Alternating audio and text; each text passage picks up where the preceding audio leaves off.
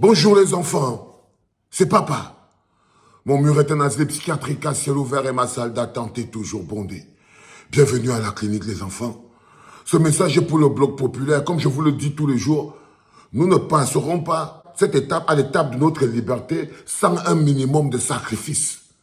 Nous n'y arriverons pas sans un minimum de sacrifice. Et il faudrait que nous soyons prêts à faire le sacrifice le plus important. Parce que eux, ils sont prêts à tout détruire pour rester. Et ce qui se joue, c'est l'avenir du Cameroun. Il faut d'abord mettre des choses dans les bases. Il ne faut pas faire que quand ils font quelque chose, vous commencez à pleurer. Quand le gouvernement fait quelque chose, on doit avoir la riposte. On ne doit pas pleurer. On ne doit pas imaginer jusqu'à ce que la dernière riposte soit qu'on descende, chacun peut arrêter tout le monde avec les mains. Ça, c'est très important. Je vais vous prendre un cas simple de la vieille dame Adja Awa. La vieille dame Adja Awa a raconté tout ce qu'elle voulait sur Issa Chiroma Bakari. Elle a raconté tout ce qu'elle voulait sur Issa Chiroma Bakari. Oh, comment Issa Chiroma Bakari est monté, comment Issa Chiroma Bakari est descendu, comment elle connaît le zizi de Issa Chiroma Bakari, comment elle connaît. Ok? Tout le monde a applaudi. Même les membres du gouvernement étaient contents. Là, la commande était bonne.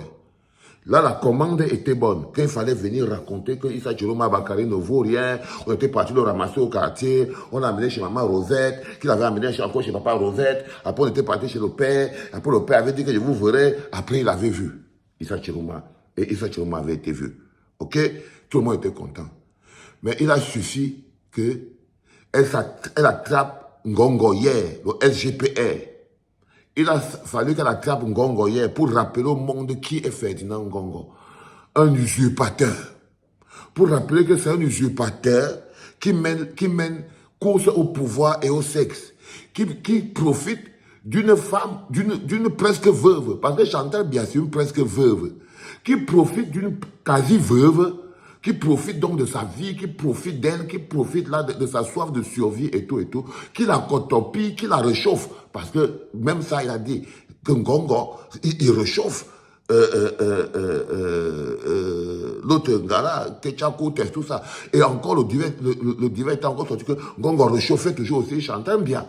Qu'est-ce que vous voulez qu'on fasse? Quand un type a déjà 92 ans, 95 ans, et qu'il doit aller se coucher, et qu'on le voit toujours en train de traîner dans les pieds des gens avec une femme pimpante qui essaye toujours de tout braquer.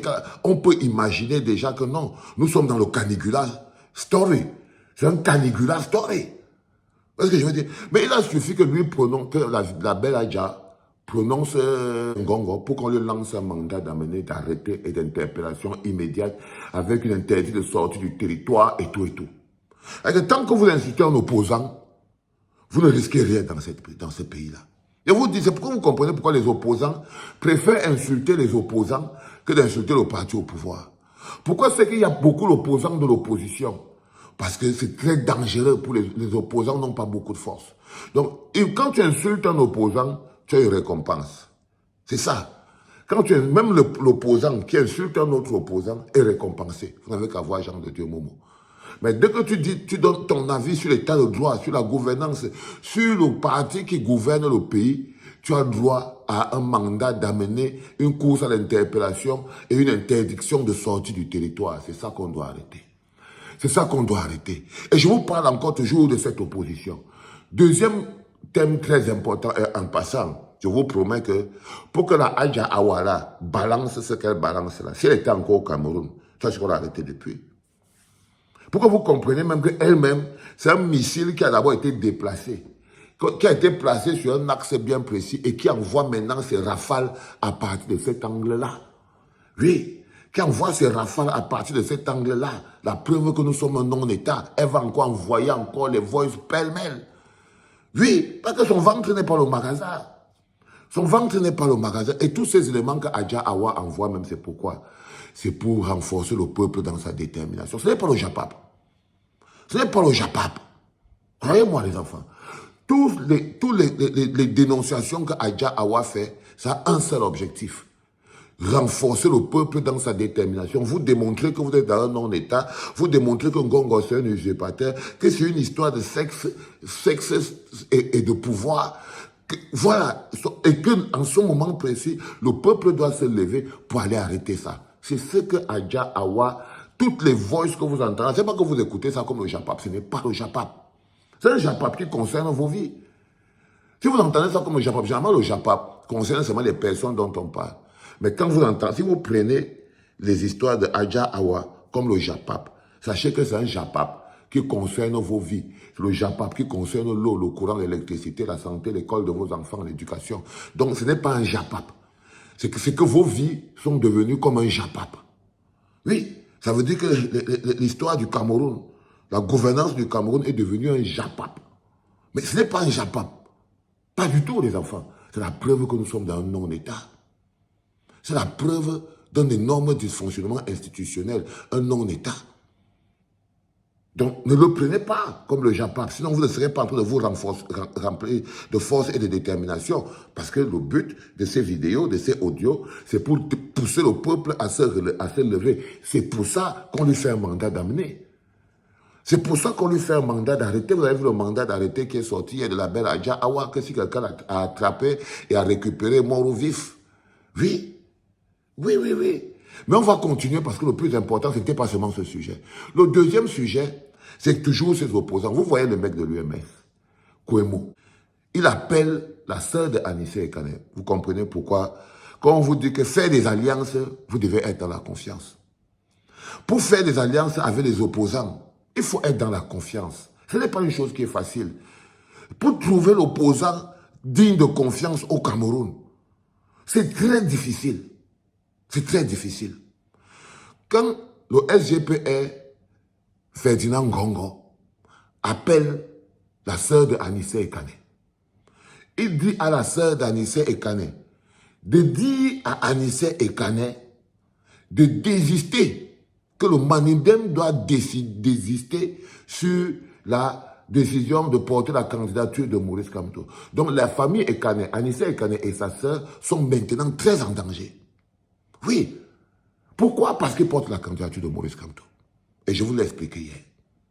Lorsque le programme du RDPC, dont le parti au pouvoir, ne consiste plus à bourrer seulement les urnes, ne consiste plus seulement à acheter les consciences, et maintenant le projet est à l'élimination de la candidature de leur adversaire, ça veut dire que cet adversaire-là est imbattable. Donc tout ce qu'ils savent, que dès que la candidature de Maurice Kamto est passée, le peuple a pris. Et là, nous, le peuple, on doit leur faire comprendre que non. On a joué toutes les cartes, on a coché toutes les cartes.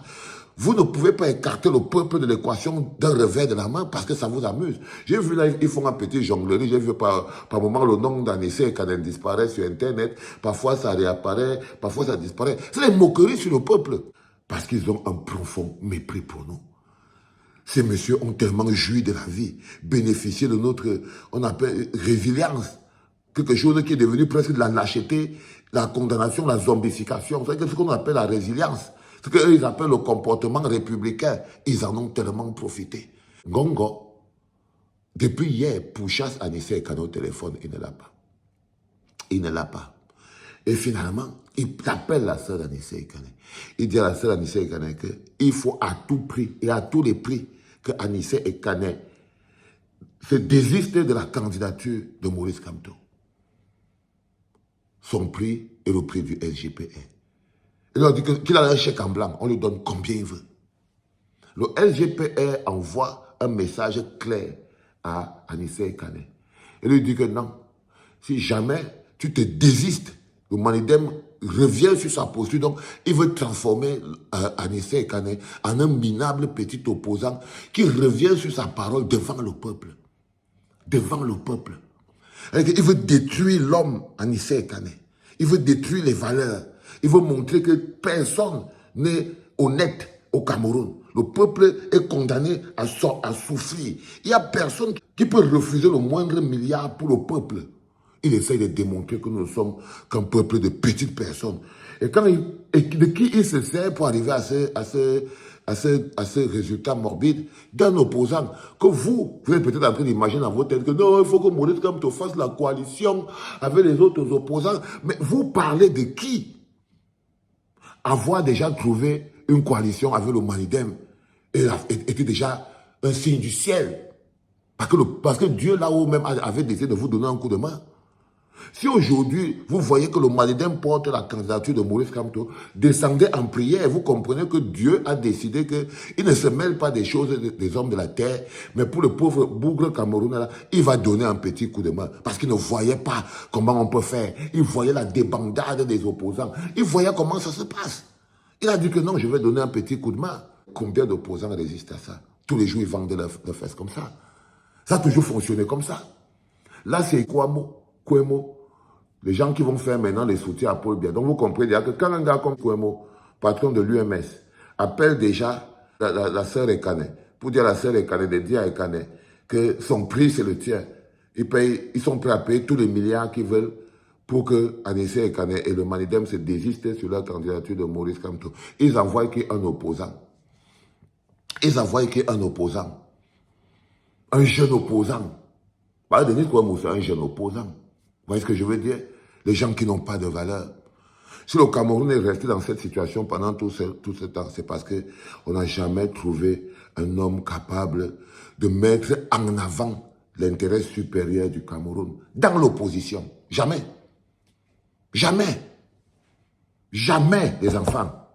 Vous voyez tous ces opposants-là, jamais aucun d'eux n'est arrivé jusqu'à mettre en avant l'intérêt supérieur du Cameroun. C'est la première fois qu'ils arrivent à ça. Pourquoi? Parce que c'est le peuple.